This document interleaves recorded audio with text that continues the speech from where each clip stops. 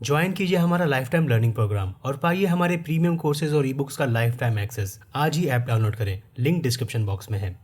Stock market में अलग अलग तरह की कंपनियां होती हैं, जिसमें इन्वेस्ट करने के रिटर्न और रिस्क काफ़ी अलग अलग होते हैं। ऐसे ही एक तरह की कंपनियों को डिफेंसिव कंपनियां या डिफेंसिव स्टॉक्स कहा जाता है। इस वीडियो में हम जानेंगे कि डिफेंसिव स्टॉक्स क्या होते हैं और कैसे इन स्टॉक्स में इन्वेस्टमेंट करके हम एक अच्छा पोर्टफोलियो बना सकते हैं। नमस्कार दोस्तों, स्वागत है आपका ट्रू इन्वेस्टिंग एकेडमी पर। आइए वीडियो स्टार्ट करते हैं। दोस्तों, स्टॉक मार्केट में इन्वेस्ट करने का सबसे अच्छा तरीका होता है कि हम एक पोर्टफोलियो बनाएं, यानी कि हम कम से कम 10 या उससे ज़्यादा अलग अलग कंपनियों में इन्वेस्ट करें।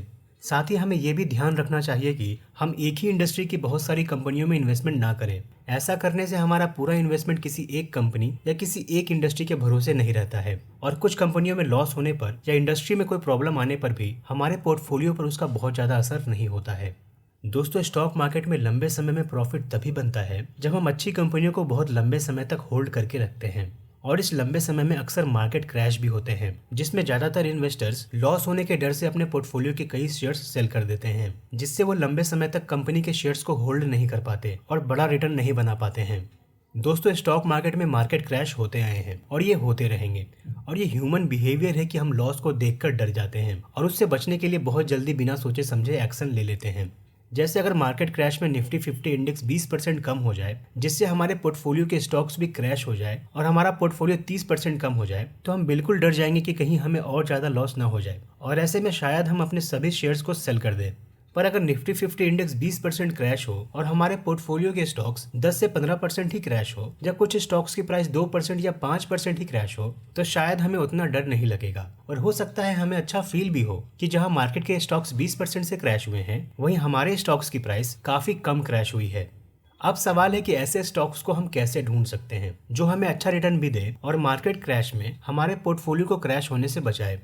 दोस्तों, डिफेंसिव कंपनियां या डिफेंसिव स्टॉक्स ऐसे ही स्टॉक्स होते हैं जो अच्छे रिटर्न्स देने के साथ साथ हमारे पोर्टफोलियो को क्रैश होने से बचाते हैं।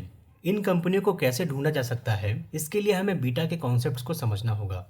दोस्तों, बीटा एक तरह का इंडिकेटर है जो हमें एक कंपनी की शेयर प्राइस की वोलेटिलिटी को स्टॉक मार्केट के इंडेक्स के कंपैरिजन में बताता है। दोस्तों, शेयर प्राइस की वोलेटिलिटी का मतलब होता है कि एक कंपनी की शेयर प्राइस कितनी तेजी से ऊपर या नीचे जा रही है। स्टॉक मार्केट इंडेक्स के बीटा को 1 माना जाता है और कंपनियों के बीटा को हम इसी से कंपेयर करते हैं। एग्जाम्पल के लिए, अगर एक कंपनी का बीटा 2 है, तो इसका मतलब है कि उस कंपनी की share price stock market index के मुकाबले दोगुने अमाउंट से ऊपर या नीचे जाएगी। यानी अगर स्टॉक मार्केट इंडेक्स 1% से चेंज होता है, तो इस कंपनी की शेयर प्राइस 2% से चेंज होगी। जिसका मतलब अगर इंडेक्स 1% ऊपर जाता है तो कंपनी की शेयर प्राइस 2% ऊपर जाएगी, और अगर इंडेक्स 1% नीचे जाता है तो कंपनी की शेयर प्राइस 2% नीचे जाएगी। यानी इंडेक्स की मूवमेंट जिस भी डायरेक्शन में होगी, कंपनी की शेयर प्राइस की मूवमेंट उसी डायरेक्शन में दुगने वैल्यू से होगी।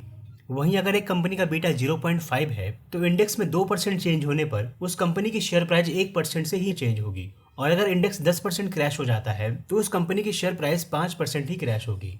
दोस्तों, जिन कंपनियों का बीटा 1 से कम होता है उन्हें ही डिफेंसिव स्टॉक्स कहा जाता है, क्योंकि 1 से कम बीटा होने का मतलब है कि इन कंपनियों की share price stock market index के मुकाबले कम मूव होगी। यानी स्टॉक मार्केट क्रैश में इंडेक्स के मुकाबले इनकी शेयर प्राइस कम क्रैश होगी, और हम अपने पोर्टफोलियो में डिफेंसिव स्टॉक्स को ऐड करके अपने पोर्टफोलियो को काफी स्टेबल बना सकते हैं। साथ ही ऐसी कंपनियां अपने इंडस्ट्री में सबसे प्रॉफिटेबल कंपनियों में होती हैं और हर साल अच्छा डिविडेंड्स भी देती हैं, जिससे भी हमें अच्छा इनकम होता है। दोस्तों, डिफेंसिव कंपनियां ऐसी कंपनियां होती हैं जिनके प्रोडक्ट्स और सर्विसेज की डिमांड हमेशा लगभग एक जैसी ही रहती है, जिस वजह से देश की इकोनॉमी अच्छी चल रही हो या रिसेशन हो, दोनों में ऐसी कंपनियां प्रॉफिट बनाती रहती हैं, जिससे इनके शेयर प्राइस बहुत ज़्यादा चेंज नहीं होते हैं। आमतौर पर डिफेंसिव कंपनियों में 3 तरह की कंपनियां आती हैं: यूटिलिटीज कंपनियां, हेल्थ केयर कंपनियां और कंज्यूमर स्टेपल्स कंपनियां। यूटिलिटीज कंपनियों में वाटर, गैस और इलेक्ट्रिसिटी कंपनियां आती हैं, जिनके बिना डेली लाइफ का चलना मुश्किल है। हेल्थ केयर में फार्मा कंपनियां, हॉस्पिटल्स या मेडिकल डिवाइस बनाने वाली कंपनियां आती हैं, और कंज्यूमर स्टेपल्स में डेली लाइफ में यूज होने वाली जरूरी चीजें जैसे soap, shampoo, food, beverage, tobacco या अल्कोहल जैसी कंपनियां आती हैं। दोस्तों, देश की इकोनॉमिक कंडीशन या किसी के घर की फाइनेंशियल कंडीशन कैसी भी हो, शायद ही कोई इन 3 तरह की कंपनियों के प्रोडक्ट्स और सर्विसेज को यूज करना बंद करता है, और इसलिए जब रिसेशन आता है तो इन कंपनियों के प्रॉफिट पर ज्यादा असर नहीं पड़ता और इसलिए इनके शेयर प्राइस भी ज्यादा क्रैश नहीं होते हैं। दोस्तों एक बात ध्यान देने वाली है कि अगर हमारे पोर्टफोलियो में सभी कंपनियों का बीटा 1 से कम है तो हमारे पूरे पोर्टफोलियो का बीटा भी 1 से कम हो जाएगा। ऐसे में हमारा पोर्टफोलियो स्टॉक मार्केट के क्रैश जितना क्रैश तो नहीं होगा, पर स्टॉक मार्केट जब ऊपर जाएगा तो हमारा पोर्टफोलियो उतना ऊपर भी नहीं जा पाएगा, जिससे हम ऊपर जाते हुए स्टॉक मार्केट का पूरा फायदा नहीं उठा पाएंगे। इसलिए इन्वेस्टर्स हमें एक अच्छा पोर्टफोलियो बनाने के लिए दोनों तरह के स्टॉक्स को रखने को कहते हैं। यानी अगर हम 15 स्टॉक्स का पोर्टफोलियो बना रहे हैं तो हमें 5 से 6 डिफेंसिव कंपनियों में इन्वेस्टमेंट करना चाहिए जिनका बीटा 1 से कम हो, और बाकी के 9 से 10 ऐसी कंपनियों में इन्वेस्टमेंट करना चाहिए जिनका बीटा 1 से ज्यादा हो। दोस्तों इन सब बातों के अलावा एक बात का आप हमेशा ध्यान रखें, हमें कंपनियों का बीटा देखने से पहले ये ध्यान रखना है कि हम केवल अच्छी कंपनियों में ही इन्वेस्टमेंट कर रहे हैं, क्योंकि अगर हम अच्छी कंपनियों में इन्वेस्ट नहीं करेंगे तो मार्केट क्रैश में उसकी शेयर प्राइस बहुत ज्यादा क्रैश हो सकती है और हो सकता है कि उसका शेयर प्राइस कभी ऊपर आए ही ना। साथ ही हमें यह भी ध्यान रखना है कि हम जिन कंपनियों में इन्वेस्टमेंट कर रहे हैं वो हमें सस्ती प्राइस पर मिल रही हो, और इन सब के लिए हमें कंपनियों का अच्छे से एनालिसिस करना होगा। कंपनियों का एनालिसिस आप कैसे कर सकते हैं उसके ऊपर हमने ये वीडियो बनाया हुआ है, आप इसे एक बार जरूर देखें। उम्मीद है कि आप अब डिफेंसिव स्टॉक इन्वेस्टिंग स्ट्रेटेजी को अच्छे से समझ चुके हैं और आप इसे अपने इन्वेस्टिंग की जर्नी में यूज करेंगे। अगर आप पहली बार हमारी वीडियो देख रहे हैं तो चैनल को अभी सब्सक्राइब कर लें और बेल आइकन को जरूर प्रेस करें। मिलते हैं नेक्स्ट वीडियो में। Take care.